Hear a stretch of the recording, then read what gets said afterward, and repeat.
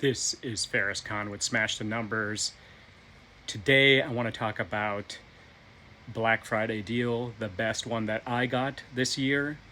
I used to be really into this, still am, because you really can get the best deals on Black Friday, in my view, on the actual Black Friday, not Cyber Monday. What I needed to do was replace this. It is rose gold 13-inch M1 MacBook, and I was really torn. This one was hard because I really had two choices. I had the idea that I could keep the MacBook and get a Mac Mini, M4 Mac Mini, or I could trade the laptop in and get a MacBook Pro. My rose gold MacBook is a MacBook Air M1 from 2020. All right, so I went back and forth on this, and I was really close. Costco has a deal right now where you can get the Mac Mini for $500, which is just really a ridiculous deal. So that's the base Mac Mini.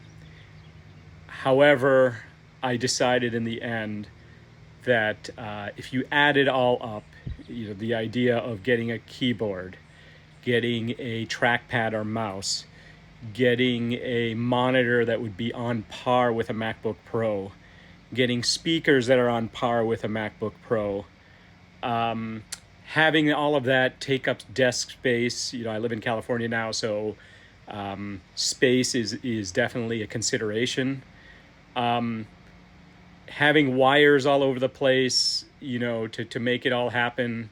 Having maybe a wire just to put a little bit extra storage space, even with an SSD drive.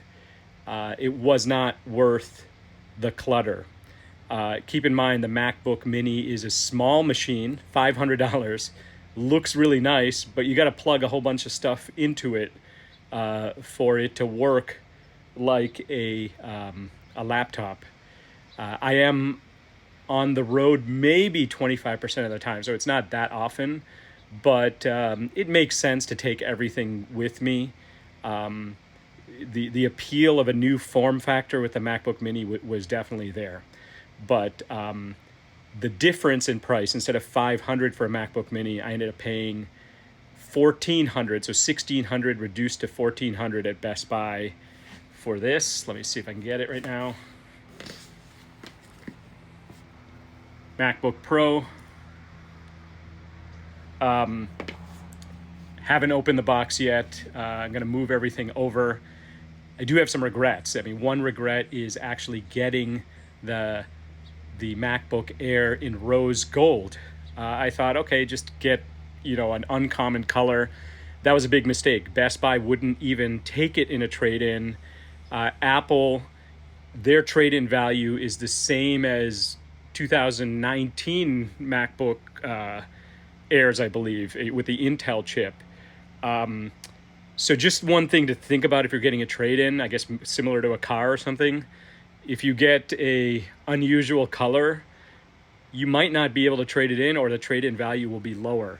So my trade-in value, I have to do this in a very convoluted way. I bought my MacBook Pro from Best Buy, but I'm going to have to get my trade-in done through Apple, and I'm only going to get maybe $375. I could go in the open market, but there's so many other things I'm trying to sell, and I just don't want any risk, basically, of data, whatever.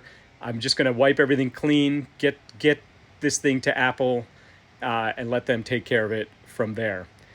Let me know if you've made the decision. The price difference is $900. Double the memory, actually. You have 512 memory, SSD memory in the MacBook. But other than that, the stats are identical. $500 versus $1,400, $900 difference.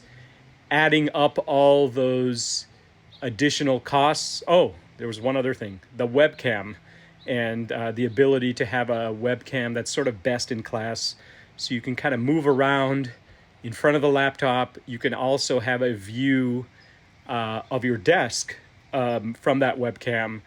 All of that, to replicate it would be very difficult, and that's important to me.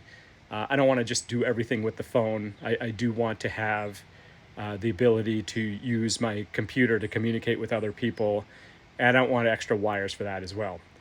So adding all that up, I believe I came up with about $1,200 or $1,300 if you had to buy all those things standalone, plug them all in. You also need a power supply if you want to be able to do this remotely, all that kind of stuff. So that was my decision. Let me know what you think.